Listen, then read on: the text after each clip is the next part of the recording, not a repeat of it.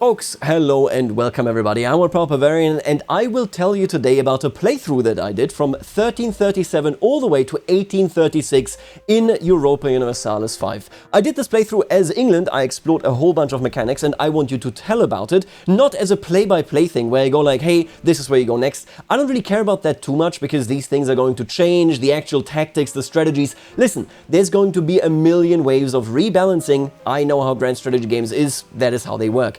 Instead, what I want to talk about is everything related to the question of how do the situations feel, what about the mechanics, how does all of this go? I got a whole bunch of notes all the way on this other monitor and I will be discussing this today because I think it is super interesting.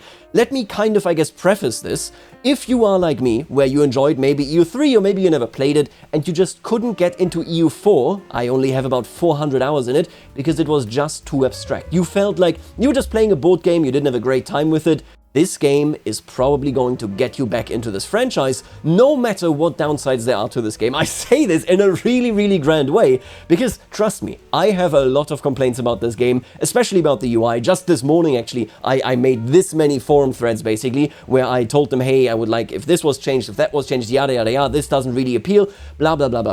There's so many things where I'm like, yeah, I think this needs, something needs to be done there. But the actual underlying systems of this game are not just so simulationist that I'm incredibly impressed, they also simultaneously are actually quite robust. And I want to talk about this because I think that is the most interesting angle for me.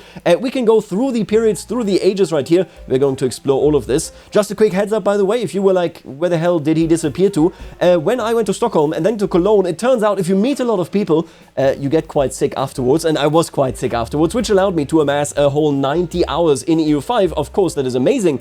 But simultaneously, yeah, I'm back only now because I was pretty much just, bedridden. Now, of course, with all things England, where do they start? They start in the 100 Years' War, a very interesting situation. This situation, and you can basically see it here in this Tinto Talks. Just for the record, I cannot show you any footage, and even if I could, I wouldn't want to because, hey, you know what? I get to play and you don't. Unlucky. The 100 Years' War starts very early, I think like 3 months into the game or something. You just go, yep, Robert d'Artois, you definitely should get your county back. You can actually reinstate him later on as well. And then you go in for the crown of France and you try to push it. Now, it should be said that at the start of this war, obviously you can't actually assert your will on France proper. You need to hold more territory. I believe the cutoff is like 15% of France. But frankly, when I started playing this game, I wasn't really there for that. What I wanted out of this situation, and it morphed into much more because I did take over all of France in the wake of these events, I said to myself, my god, England is a backwater territory. We are not getting any colonial payments yet, we don't really have many resources, and we are very low populated. My whole plan for the 100 Years' War was, I would love to basically steal income from France. I want to take over these territories, especially the coastal ones, because then you get control and all that stuff. Make them into fiefdoms, so not administer them personally, but rather have them administered, and then just make bank. That was my prerogative. If I had ever been pushed out of the 100 Years' War situation and lost it, fine by me, right? I just wanted to make some money to kickstart everything about me. You can see this right here as well. Indeed, this is it's Wales, and there's a bunch of kind of vassals that belong to Wales. Later on, I would annex these two. Like I said, we're not going to do play-by-play. I want to talk about the 100 Years' War situation for a couple of reasons. So first of all, I finished it in about 1470, 1460, I think. This is faster than I think it will be possible in the final version. I think coalitions are too passive in this version that we have. It doesn't matter. Do not think about balancing too much because we are now various versions behind from what they have internally. It's just that our version is basically frozen, right? I wouldn't be too concerned by this. What I really enjoyed about this was the way that warfare was changing right in the front of my eyes. I have 90 hours in this game, and I spent like 10 of them playing Castile, doing the tutorial, doing basic stuff in the game. Then I did a campaign as the Ottomans all the way to 1700, so Age of Absolutism, that kind of thing. And then I did the full English campaign. I'll be straightforward with you, with how mountainous and annoying the regions of Anatolia and the Levant and then the Near East are. I didn't have a great time with combat. I thought combat wasn't that amazing. The 100 Years' War showcased both the actual prowess of what this combat system can do, and it kind of like, I really, as we say in German, it Es fiel mir wie Schuppen von den Augen, essentially, which basically means I all of a sudden saw so clearly what the vision is and how it works, and my god, I love it so much. So obviously, this should be very apparent, in the 100 Years' War, you yourself, whichever participant you are, go through the transition of having levies into being a regular army. You will still be using levies at this point, later in the game, not really, I will never raise them again essentially, my professional armies are that big, but the idea here is you see it directly and you have somebody to compare to. Both of these countries, regardless of whether their populations are huge or not, actually have a very, very sizable pool of levies, because they are well-established medieval countries. Like I said, everything here makes systemically sense. You don't need to look at this through the board game lens, you can look at this through a historical lens. I love it so much. So you raise your levies and then something super, super cool happens. And for this, I do want to explain battles in EU5 a little bit. I've taken a look at them for a very long time and it took me a while to figure out what is actually going on. I really like the way they did it. And let me explain the difference between France and England and why fighting these battles from levies to levies plus regulars is so much fun. This right here is a rudimentary way of looking at the battle overview in EU5. What we need to understand, and I think this is cool, this is really vital, is that initiative and reduced damage taken are two major stats in the game. Let me explain this. These are our flanks, obviously. What is directly at the front is fighting each other. What is behind this is trying to enter the front line. So there might be a regiment here that says, if there's a place free and if I have the right initiative, or if I roll correctly, basically, I will make it onto the front line and I will be fighting. Over here we got the reserve. This happens on both sides. There initially is a phase that lasts for like 4 hours if anybody has cannons, where the cannons come out, they just fire, they literally, fire at the other side. If there are no opposing cannons, they will do massive morale damage, of course, the bigger your actual cannon kind of supply is there, because you are shooting at them, it is frightening them, it is driving them down. After that, the combat phase begins, and this is super cool. I need you to think this through. If you have a high initiative unit, which are largely horse archers, or sorry, not horse archers, horses, so any horse unit, and then of course any distance unit, so we're talking longbowmen, for example, they will have a very high chance every tick to push through and be on the battlefield. This isn't frontline fighting. This isn't like two lines walking towards each other. This isn't perfect kind of positioning. This is proper medieval fighting. People will have a difficult time engaging in combat at exactly the right moment. The higher your initiative, the more will you then have troops on the battlefield. Let's say both of these armies here have the same amount of troops. The higher your unit's initiatives, the earlier will they be on the battlefield and start attacking, pushing in.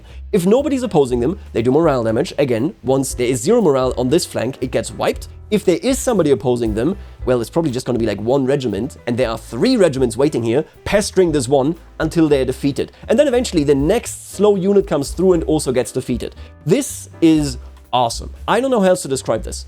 What we now get out of this, and this is very apparent, you're going to see this in a second in the 100 Years' War, is a dynamic where effectively, if you have a high initiative army, and you are facing an army that does not have the ability, when they enter, like straggling basically, the battlefield one by one to withstand a couple of ticks of damage, if they can't do that, then you're in a position where all of a sudden, yeah, you're going to get wiped even if you are numerically superior. What I essentially was witnessing in the 100 Years' War, because the British have longbow levies, so their levies are quite unique, and these longbow levies have very high initiative, was that my longbow levies were wiping out the enemy army bit by bit if I positioned myself well, right? So if I pushed in properly, if I prepared all the fights. Normally, I'll be straightforward, numbers-wise and the way that they can handle themselves, France is superior in this situation, no doubt about it. You can, for example, go to Burgundy and be like, I'm going to pay you 300 bucks to not be in the next war. You can do all these things. I did them. I tried to also sow discontent between France and its vassals, classic stuff, so that they wouldn't join this war. Really cool stuff, what you can do there. But the best and funniest element there was, without a doubt, that my longbowmen were carrying, because the way that they could position themselves on the battlefield and already attack, while the other ones were still struggling essentially to make their way right there. This is really cool because I want to give you a bit of an overview, long term of course. The more professionalized your army is, so the more experience an army has and so on and so forth, they get a bonus to reducing the damage that they take when they are under attack. Which means, even if you are low initiative, because you are professionalized, you're slow, you're not all horses anymore, you are like line infantry, you will make your way onto the battlefield, you will eat some dirt basically for a bit, for a couple of ticks, and then everybody else arrives and you are a proper line and you are completely annihilating the other horses. This has some trickle-down effects. It's super cool. We're going to talk about this when it comes to the age of discovery, when it comes to that kind of stuff. There are some cool effects right there, but basically you can have all of the armies at the time that were playing out, and you can have them acted out because of the way that in this battle system, basically everything related to initiative and damage taken plays out. This is at least my read. I was looking at this for ages. I was studying different battles. I was kind of taking this in. I loved it because the implication is so obvious. Now back to this, I want to describe this war. This was really, really fun. The initial first two wars I played pretty much optimally. I did before the plague came. The last one was basically literally as the plague was reaching us, and I was sieging my way up here because I wanted this territory in particular. And I was running away from the plague, and I managed to do it. I got it done. In two wars, I took a whole bunch of land. I think I took land up here. Then secondarily, I put it like here and here. The third war that I did after the plague, I took Maine. So Brittany has so many forts, I didn't want to take it. But the idea was you basically make strategic decisions. Not all regions of France are equally as fortified. That is what you go first. And then once you actually have cannons, of course, as your regular troops, you take over the rest of the stuff. I slowly but surely carved out my realm. I continued on pressing into them. I took the coastline wherever I could. I created fiefdoms. It was a great experience. And the difference between longbowmen and then having my actual, you know, like normal type of regular units, it is a lot of fun to interact with. I used these three provinces up there. I only pointed out because this was like, it was really working quite nicely. You can't be seen in those provinces from the sea, so even if they had a navy, which they never did, I had the bigger navy, but they couldn't have seen me, and then I just swarmed out and destroyed them as they were trying to besiege me right here. I also had, they used the interaction to call in Castile. I wiped them wherever I could. I had a really good time with the warfare system. I think knowing your strengths and knowing what you are good at and under which circumstances you want to attack is so pronounced in this game. It is a lot of fun. In the meantime, I completely ignored Scotland and Ireland. I was like, Scotland was like blobbing in Ireland. I was like, who cares? You're poor. You're poor. I don't care. Who are you? Like, okay, come on, get out of here. I will say, as a funny tidbit maybe, when the Black Death came, I took the harshest option, which is to expel the sick. And somehow, I don't know how, but all of East Anglia got saved. And I'm telling you this straight up, like, they got it very mildly, basically.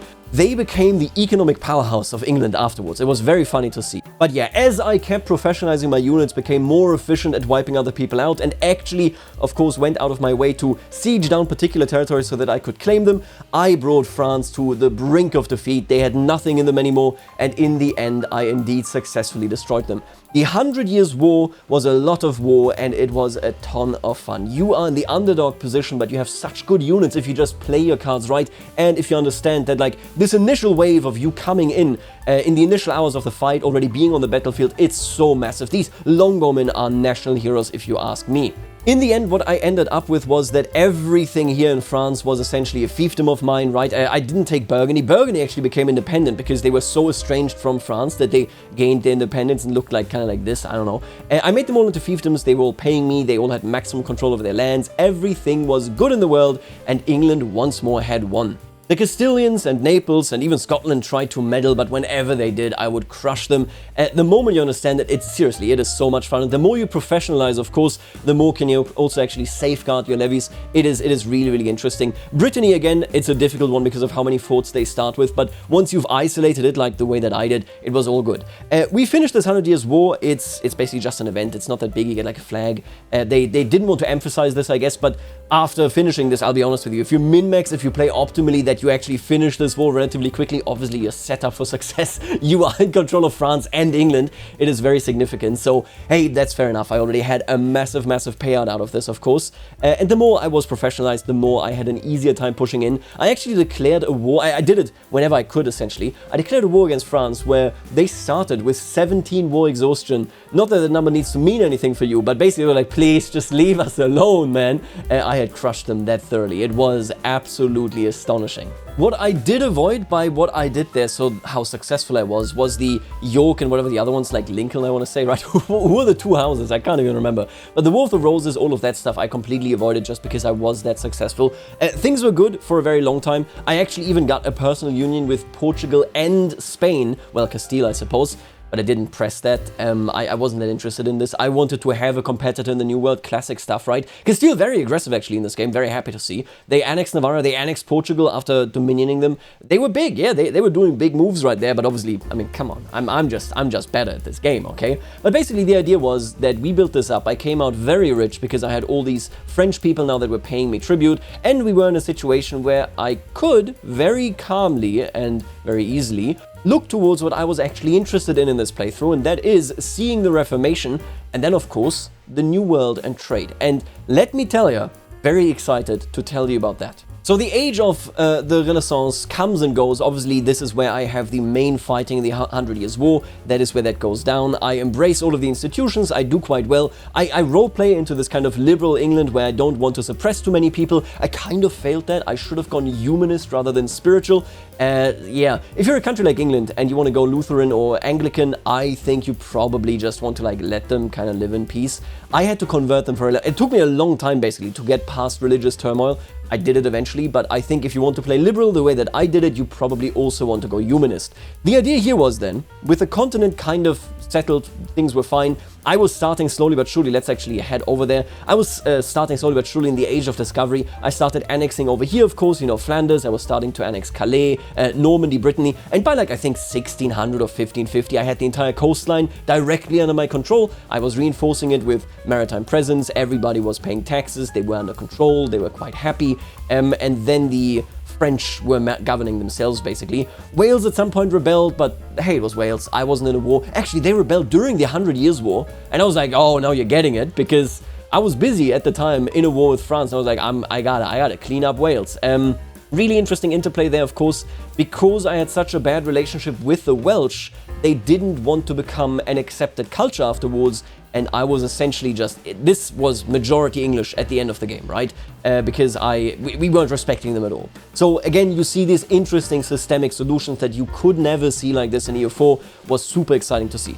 Let's talk about the Age of Discovery, because this is a really interesting age. I want to preface this part by saying the Age of Discovery right now in the version that we have has a couple of bugs for the AI that make it just so that the AI doesn't really compete. I want to stress one thing, and if you know the way that I talk and discuss Victoria 3, then you know that this is different. Let me explain it a little bit more elaborate for people that are not really privy to these conversations about that game. Victoria 3 is a very systemic game as well. For Victoria 3, my problems with many of its systems, the problems that I have with the systems, are because those systems are too fragile. There are too many chances where something goes wrong and then everything is broken. The bugs that I have encountered in EU5 in my 90 hours with the game that were related to systems were not systemic fragility bugs.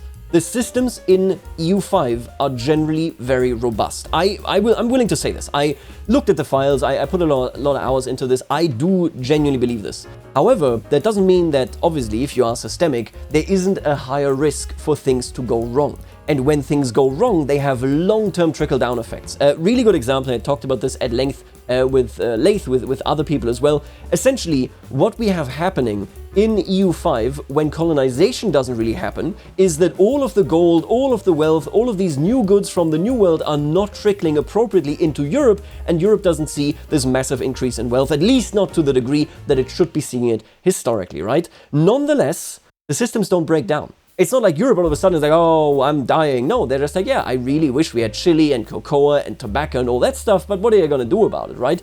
So the systems are robust enough to go past this, but you are better off when it works. Now, in the current build, there's malaria on Macaronesia, so that is the Azores, that is whatever those are, right? Madeira. I think it's Madeira anyways. Is that on the Azores? You know those islands directly close to Iberia and Morocco? There's malaria there, which means colonizing is very, very difficult. And then a secondary bug is just with the way that the AI chooses colonization targets. They are pulverizing a lot of their budget by choosing targets that cannot be colonized, and then they're just stuck. This is not a systemic issue. This is just, these are two bugs, you can fix them, whatever. Again, not at all negative towards that system. Like, this is not one of those systemic issues like I have them, for example, in Victoria 3 with markets or with the Navy or with the Army. There are more systemic fragility issues, I think, in Victoria 3, as much as I love that game. Anyway, Discovery. So this is how it works. You choose a province, so you have location, it's just one thing. You have a province, it's several locations, and then an area that is several provinces. You choose one province, it starts colonizing it. I, most of the time, do take a counselor. I kind of encourage that more people go there, want it to be done as quickly as possible. Obviously, you can do this as well in Europe, right here with the Sami people. The way colonization works is not the most exciting thing. Let me be straightforward. You're kind of just sitting there and you send people out and you wait. And that is what you do. And eventually you're going to find it. Nonetheless, there's so much potential in this. Let me go into one tiny thing that is so awesome.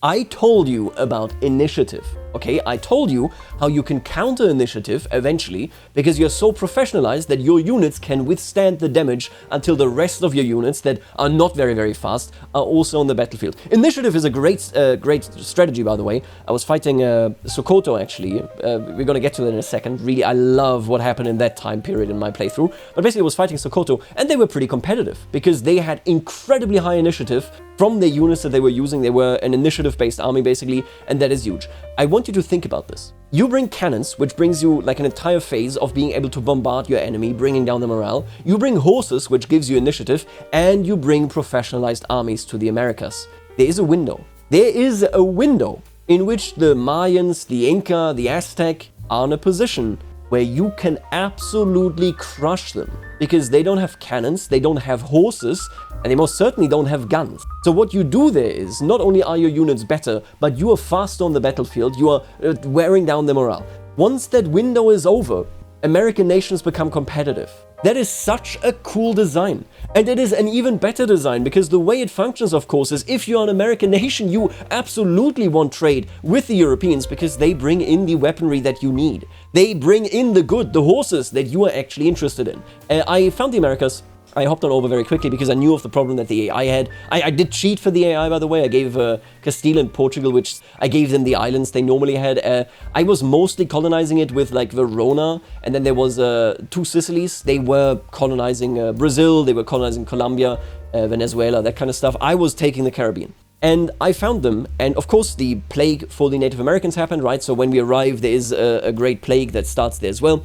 And then I didn't really fight them because I was like, I'm not that interested in doing this. I just want to like understand colonization, how to get people over, yada, yada, yada. Big mistake, just for the record, because when that window is over, when you are not in that position, you all of a sudden are seeing people that have horses, they have guns, and even if they are worse guns, they will be able to be pretty competitive and they are much, much better equipped. Let me explain this. Again, I am really mostly here because I want to talk about the systemic nature of this and how impressed I am by this. The way trade between markets works is that each trade route needs to have market capacity, I don't want to get too into the weeds here, but one market spends it. So it's either your home market or the colonial market. The colonial market at the start of the game doesn't really have any capacity because there are no burghers. It is all very rural, right? It's not like you have, big urban societies living right here on Hispaniola. Oh, how did that happen? It did, right? That doesn't exist, obviously. Which means you can't trade for that many goods. If I bring a big army over to the Americas in like 1550, I will have trouble supplying them to reinforce them. If I don't have the right weaponries, the cannons and so on, they will not reinforce. That is unbelievably cool. It is a systemic way to create a localized conflict. I can't just rock up with my full army because maybe they aren't starving or anything, but what I lose, I cannot reinforce easily. I love that mechanic so much because the implication is there's a chance for survival as a Native American. You can sit down. If you survive this first wave, if they are unable to reinforce appropriately, you will make it. You get horses, you get weapons, super cool stuff. It's all systemic. It's so good. It felt so good. But basically I didn't attack them, so I skipped the window of success, essentially. The systemic nature of this is really cool. I got the event together with Naples at the time, I believe. The Treaty of Tordesillas, right, was the Treaty of London in this one. I got everything to the west of like Western Cuba. They got everything to the east of it. Not that it mattered too much, because I actually turned Lutheran not too long later, which meant I no longer accepted a treaty that was, of course, negotiated by the Pope. But Naples kept reinforcing it, so they went up to other Catholic nations, were like, I have this, this is my land. You can't be in Brazil. This is me. Verona, get out of here. So they kept reinforcing it. That is cool. I like the way this works. You can like move the line of where it goes. I like that situation a lot. I think that is neat. There are always ways to improve it, I guess, but this was really cool. rule, and then you come in as a third nation as well, right? You disrespect the treaty, and suddenly you have to contend with the people that were the signatories of that treaty. Now, speaking of Lutheranism, so I basically signed that treaty, I think, somewhere about like 1540. So essentially until like 1460 or something, 1470, I win the 100 Years' War. Then I relax, I chill a little bit, I become very liberal. I make sure that everybody has, you know, access to their libraries, to temples. There are some things that you want to build no matter what, but fundamentally that's it. What you need to know about this playthrough, and this is where I was like, I'm doing it kind of wrong. I had the goal of de-automating everything in this game, because I had the opinion, and I think this opinion is something that maybe many people are sharing, or some people are sharing, maybe you are sharing it, let me know in the comments. I was of the opinion, I am not sure that trade being this exposed to me, where I could literally do every single trade in the game, is necessary, that this gives anything to me. If this wasn't exposed to me, maybe it wouldn't be that bad. So essentially what I did as the Ottomans, I learned to do production methods. So all buildings have production methods, the UI is a mess, but whatever. You learn them relatively quickly. Different from Wiki 3, there aren't that many production method changes that you do all the time, but once you learn the production methods, you sit down and you literally, oh, this is what this building needs in goods, right? Once you know them, you know what markets matter to you. You know what goods matter to you. Where you are expanding now is driven by two things. Can you control that land? Makes a lot of sense. That's literally how it works. And if you can't control it, it has basically no value to you. And B, does that location have goods that you desperately need to make yourself rich? And those considerations are very systemically oriented. They're very, very cool. And I decided, roughly about like 1600, I'm doing it wrong. I need to do something about this. I'm not trading enough. I have said to myself I want to automate everything to see whether these things being de-automatable, whether that is even worth it, whether that was development time well spent. And so I started doing it. Now I can tell you, I am doing everything manually outside of like assigning admirals and generals. There are so many fleets and so many armies. I'm not doing that manually. I'm letting the computer do this. However, everything else I de-automated. I de-automated trade and I promptly re-automated trade. But that's not the end of the story, right? I started doing this and I was like, okay, I'm not gonna mess with trade. I think there's too much going on there. I basically constantly get informed, hey, you got free trade capacity. What do you want to do with this? And it's just like, I don't know. It's like, these are these micro trades that I don't want to do in Wiki 3. I certainly don't want to do them here. So the Age of Discovery, where I probably should have started focusing on trade a lot and understanding what I'm doing there, I didn't do that. Very bad. I did colonize a lot. I created my own markets. I understood that a little bit. Creating your own markets is great. The way it works, because it gives you trade advantage, which means that you basically have dibs on whatever you're grabbing from that market into a different market. You're going to see that come to fruition in a little bit in the age of absolutism, actually. And I didn't do that. Age of Reformation comes around, and I will tell you that there is a big kind of bracket that I need to do around that age. So I turned Lutheran because I couldn't figure out how to turn Anglican. And that is because I think something didn't trigger for me, but so basically, in the Age of Reformation, you see this massive wave of Reformation, Reformation desire obviously goes up. I was like, let's do Lutheran. I want to see how it goes. Now, I will tell you, and this is the big bracket about this period, I did not get to play proper Age of Reformation. What I mean there is that something just doesn't trigger because the value is too high. It's so easy to change, I changed it. In my next playthrough, I'm gonna have it. But there is a value too high so that the Council of Trento didn't trigger easily enough. And if that council doesn't trigger, then religious wars don't trigger. So the 30 Years' War, the League War, that kind of stuff. Which made it so that I was basically in a position where I never experienced the big turmoil. I hopped into my old save games from that period and I checked it out. I like those situations. I think they look robust. The Council of Trent, you can do a lot with this. We actually have this right here, right? The Council of Trent, I think, is mentioned in here. That you can even go, so these are aspects for Lutherans and Calvinists and all that stuff. This is how you become Anglican. I think you need to trigger the council there. And then the Council of Trent itself is not mentioned in here. So this is the Age of Reformation that I didn't fully get. It's not all mentioned in here. The Council of Trent is a situation as well where you basically have the Counter-Reformation. They want to reform Catholicism in the hope to turn people back to it, right? You can participate in this. It looks cool. It looks really neat. I tested it out. And once that is over, and if they're still reformed people, of course, you're looking at a situation where all of a sudden, there they are, strife in the Holy Roman Empire. All of a sudden, religious wars trigger, you get the Catholic League, you get the Protestant Union. I didn't get this, but I triggered it in the console. I looked at it, I looked how that played out. I love it. I really like the way this looked. I'm going to report back on this in the future. I didn't get this. What I instead was mostly dealing with was, of course, being Lutheran. I was converting one of my vassals, I was converting myself. There was a lot of strife. Again, like I said, I should have probably gone humanist and just accepted them rather than converted all of them, because England is very big and not everybody in England is accepted. So it took a long time for me to do it, to convert all these pieces of France that I had now annexed at this point already as well. But the short of it is very, very simple, that I like what I see there a lot, and I think it would have enriched my experience a lot, but it wasn't there. The important part is it wasn't not there because of like some very bad fragile system design. It wasn't there because the trigger condition is slightly too tight. That is all. Makes me super happy. I changed the trigger condition. I am super much looking forward towards actually playing with this in my next playthrough. I'm going to be in there. I'm going to figure that out. That is really, really cool. People were joining left and right in the Catholic League and the Protestant Union when I triggered it in my save game manually just to take a look at it. It's cool. I really like the idea of this. The way this plays out is very flexible, it's very interesting. You can see right here, the Peace of Westphalia happens if they just want to have peace and nobody's winning really, so the historical circumstances. This looks awesome. Once the bugs of colonization are fixed, we are going to have massive, massive more wealth flowing towards Europe, which they can then completely burn in the 30 Years' War.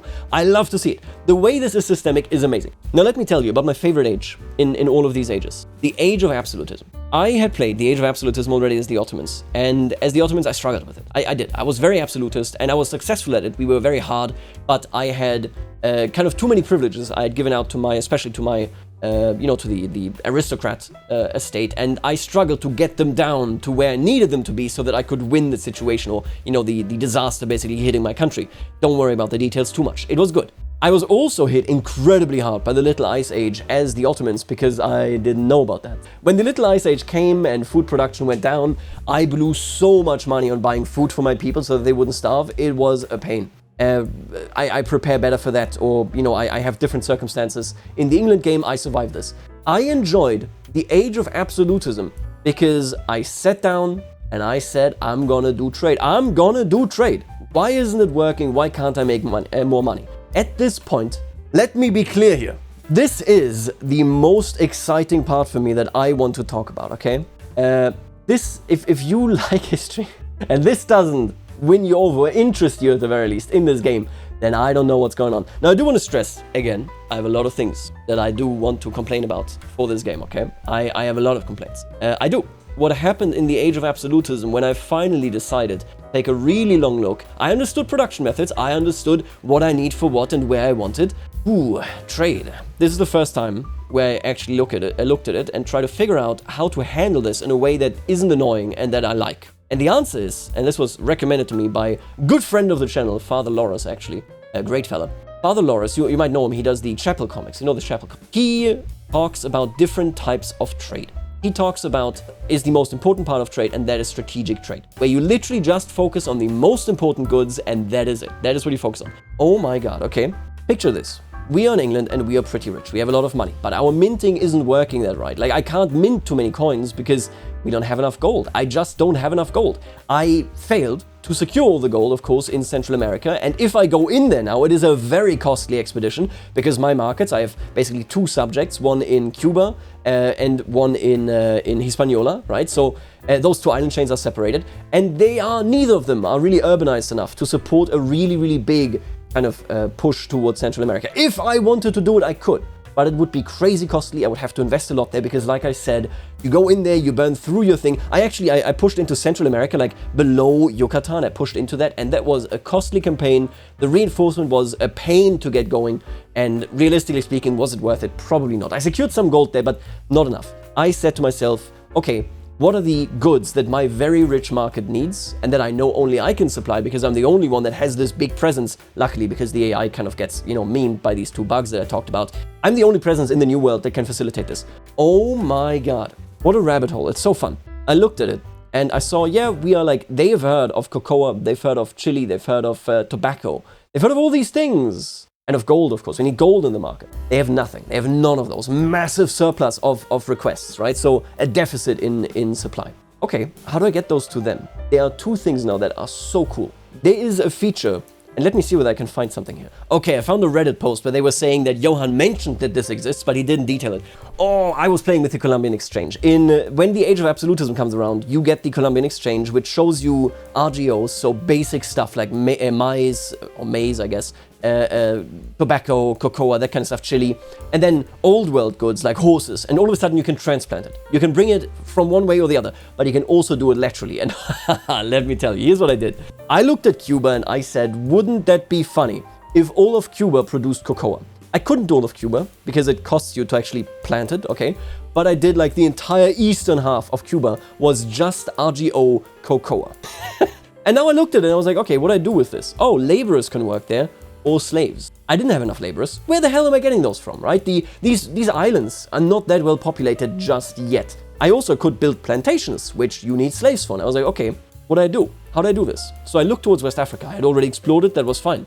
I figured out, obviously, you need to build slave centers, and then you can, from the markets those slave centers are in, because they produce the good slaves, you can bring slaves over. This is literally the Atlantic Triangle.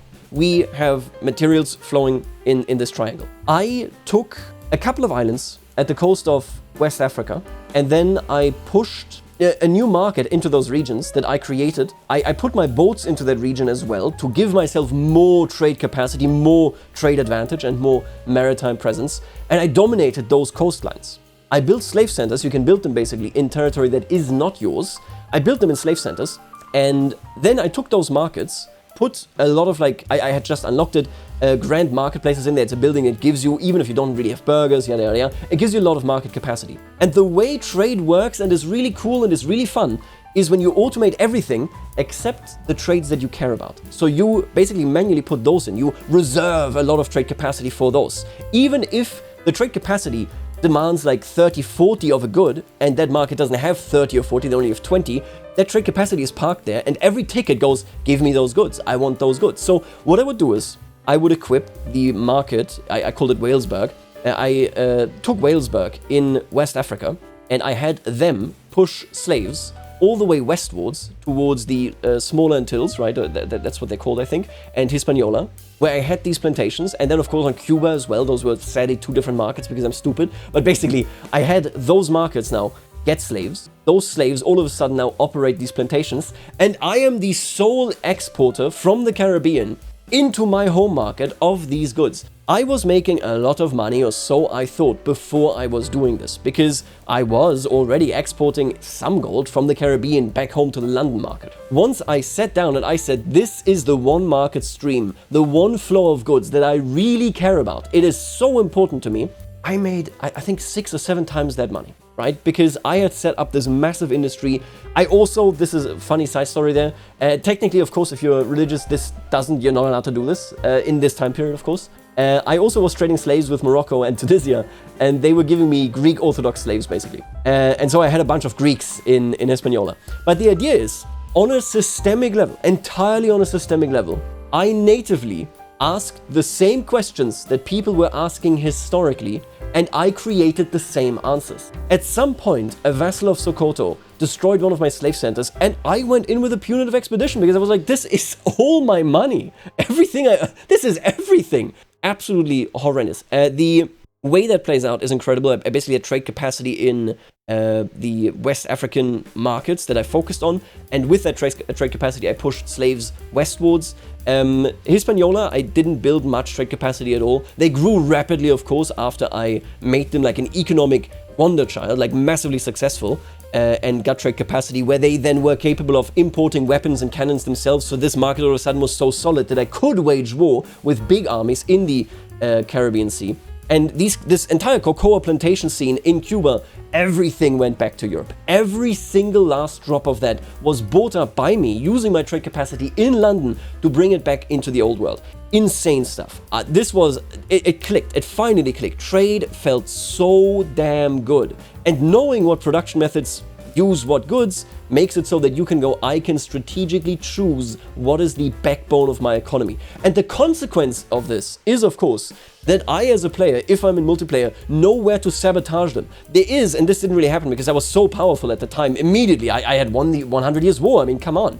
The age of privateers in the Caribbean that can shoot this entire thing in the foot, and you will be thinking, trust me, like an empire of the time. Because this is, my god, that is all your money, and they are taking it from you, right? That is ridiculous. I loved it. That was amazing. It was outstanding, unbelievably good. My absolutism experience, by the way, outside of this, very simple. I was liberal. Liberalizing was very, very simple. Basically, absolutism, I think, is harder if you want to go full absolutism and you haven't prepped yourself, kind of. Liberalism is fine. I had unbelievable levels of literacy in my country just because I went like the full innovative, full liberalist type of route. But yeah, the trade circumstances there were genuinely crazy. I was crushing every other European market. I started strategically embargoing my enemies, because embargoes in EU5, of course, they block them legitimately from your market, right? And it also makes it so that I think they trade around your market rather than through it if they go through it. Awesome. I have screenshots of this where I can't show them to you, but I took screenshots where it was like, I was literally just seeing the triangle trade. That was insane. Like, seriously, they have very robust systems in which you will find yourself choosing and thinking the same things that At some point I was like, oh my god, I need to find a way to India. I knew of India, but I was like, I need to secure India. I need to, that trade back to Europe. Oh, the money that I can make. The trade system in EU5 is very good. I really, really like the trade system.